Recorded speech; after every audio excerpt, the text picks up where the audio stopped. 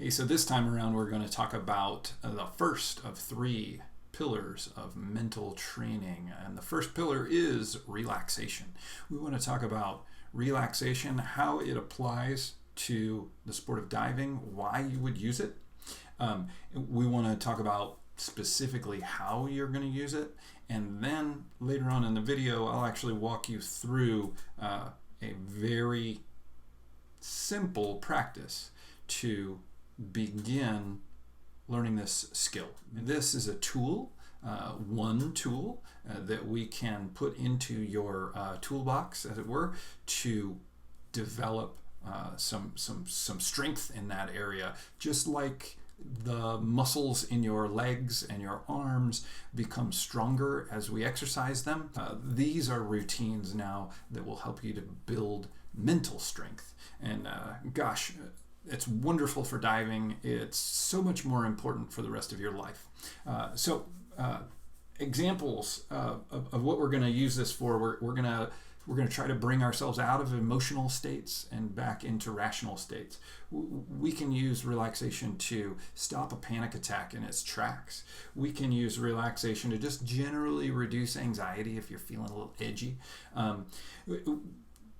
A regular practice will help you to improve your focus. There are mental states that are appropriate for different situations, right? Like if you're going to sit in church for 2 hours, you don't want to be all hyped up like you were going to go to, a rave. You don't want to bring the wrong mental program to an event.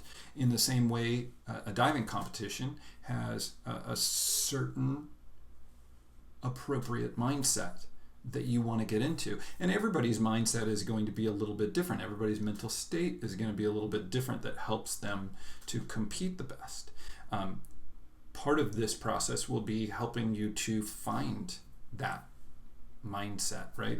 I think of it as an app, right? Like you want to use the right app for the right occasion, and in our mental metaphor here, we want to make sure that we know how to install the right app before we start a diving competition, before we start an intense training session, before we learn a new dive. Learning to control your own mental state is the start of developing sort of the ultimate life skill, which is self-control or self-mastery. And that is, in situations, do you allow yourself to become so emotional that you are at a loss? Everybody loses their composure, right? Everybody has emotional moments or anxious moments or moments where they're terrified or overwhelmed. The question is, can you recover? So what are we going to do? We're going to find a pillow to sit on. We need a pillow to sit on. That's going to make us a little more comfortable.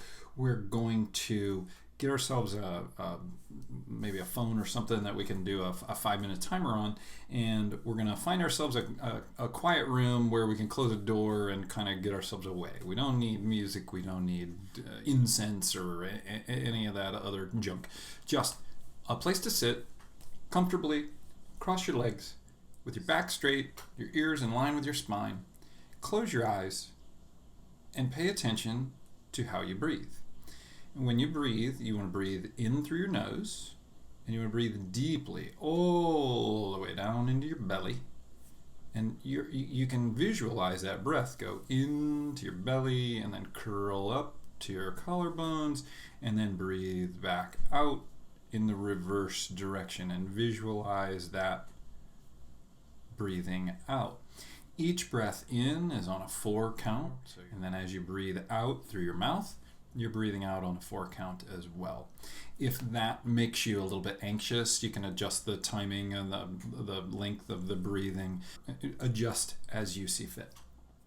Do that for maybe a 20 count, right? Like 4 breaths in, 4 count in, 4 count out. That's 1 breath, and then you can do 5 sets of 4 of those, or you can just plow through 20 of them, however you want to count it in your brain. But you're going to have your eyes closed, and you're really just going to focus on how you're breathing, trying to keep that nice and consistent and smooth. What you're going to notice while you're sitting there is that all of the things that are going through your head are going through your head, and you're just going to let all of that happen. You're going to imagine that you're on a bridge and you're fishing, but you never put any bait on that fishing hook, and you're just going to let all of those thoughts that are passing through the water, all of those fishes, they're just going to pass right by. Each one of those thoughts that pops into your head is like one of those fish that's swimming in the river underneath you, and you're just not going to catch them. You're just going to let them go by. And that's the way you want to think about all of these thoughts that pop into your head, is that it's okay. They're your thoughts. Let them pop in your head and let them pass by. You just see the thought, observe it, let it pass through. You may want to put a pad of paper next to you because it will be helpful if something pops into your head that's actually really important that you don't want to forget. Right? The calm focus practice is sitting up, back straight, hands in your lap, slow breathing, crisscross applesauce. 4 counts in through your nose, 4 counts out through your mouth. Imagine that breath filling all the way down into your belly, and then all the way back up into your collarbones and reversing out. Now there's a different flavor of relaxation that we can do. It is more of a deep relaxation rather than the sort of calm focus. This is deep relaxation. And on this one, and this is a tricky one because it's easy to fall asleep when you do this. On this one, you're going to lay down on your back. You're going to lay on your back with your legs uncrossed, arms by your side. You want to be as comfortable as possible. You're going to start your breathing just like you do in a calm focus practice, but now you're laying flat on your back, in through your nose, out through your mouth, 4 count, in and out, imagining the same down into the belly and up to the collarbones and then reversing out. Everything is the same, but you are flat on your back.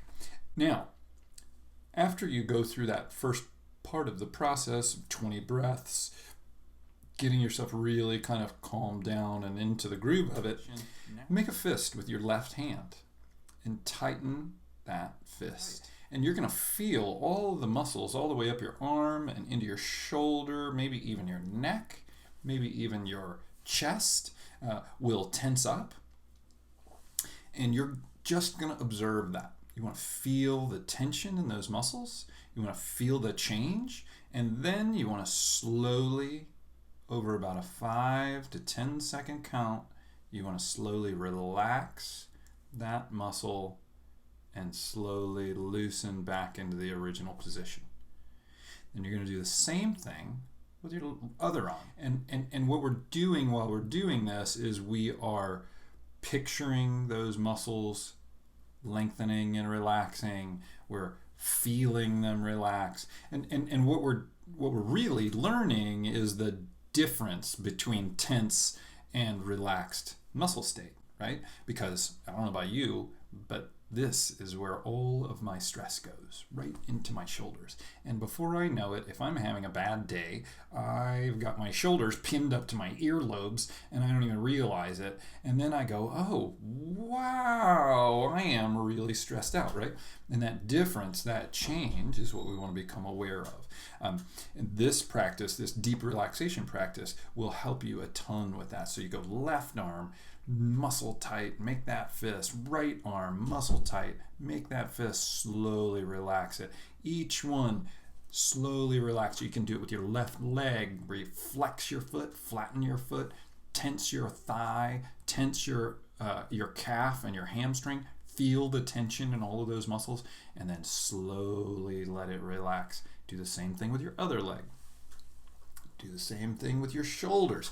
Pin them up to your ears, tense them up, and then slowly let them out.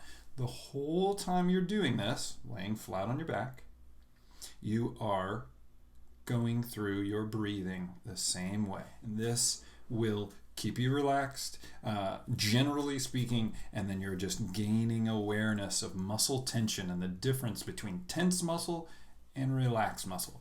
I highly recommend this practice for when you are laying in bed and you are struggling to sleep. Lay on your back, start your breathing, tense your left arm, tense your right arm, tense your left leg, tense your right leg, do your shoulders. You can even do your face. You can like scrunch your face up really tight because there's just a million muscles in your face. You can feel all those muscles bind up and then slowly relax them out.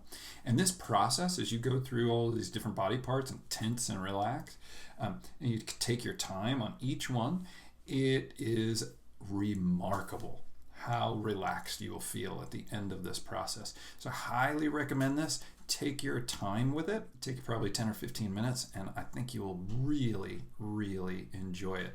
The trick with that one is you have to be prepared to fall asleep, because a lot of times you will just sack out. It's very, very relaxing. So do me a favor. Try these 2 types of practices. Try them at least 1 time a day.